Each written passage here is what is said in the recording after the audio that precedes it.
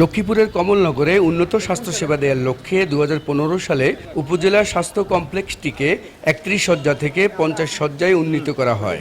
কিন্তু সে অনুযায়ী এখনও নিয়োগ হয়নি প্রয়োজনীয় জনবল, নেই পর্যাপ্ত চিকিৎসক, বাড়েনি সুযোগ সুবিধা, ব্যাহত হচ্ছে চিকিৎসা সেবা। অপারেশন থিয়েটার ও এক্স-রে মেশিন থাকলেও চিকিৎসক এবং টেকনিশিয়ানের অভাবে বন্ধ। উপজেলা স্বাস্থ্য কমপ্লেক্সটিতে 12 জন বিশেষজ্ঞ চিকিৎসকের পদ থাকলেও বর্তমানে কর্মরত মাত্র একজন। গাইনি, সার্জারি, ইএনটি, অর্থোপেডিক ও অ্যানেস্থেসিয়া সহ 11 জন বিশেষজ্ঞ চিকিৎসকের পদ রয়েছে একেবারে শূন্য। 4 জন মিডওয়াইফের পদ থাকলেও কর্মরত নেই একজনও। এছাড়া বিনামূল্যে সরকারি ওষুধ না দেওয়ার অভিযোগ রোগীদের। 9টা বাজে, এখন 12টা বাজে, এখনো ডাক্তার পাইনি স্যার। অত্যন্ত নোংরা, বাথরুম তার উপরে খারাপ।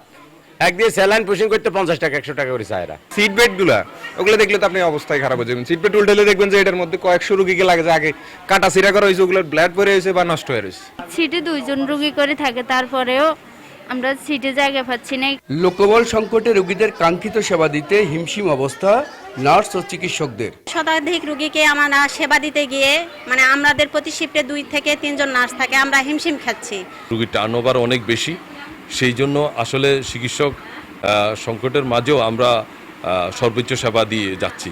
বিষয়টি ঊর্ধ্বতন কর্তৃপক্ষকে জানানো হলেও কোনো সমাধান মেলেনি জানান উপজেলা স্বাস্থ্য ও পরিবার পরিকল্পনা কর্মকর্তা। বিভিন্ন সংকটের কথা বললাম, চিকিৎসক সহ আমাদের লজিস্টিক, এগুলো আমি ঊর্ধ্বতন কর্তৃপক্ষকে অবহিত করেছি।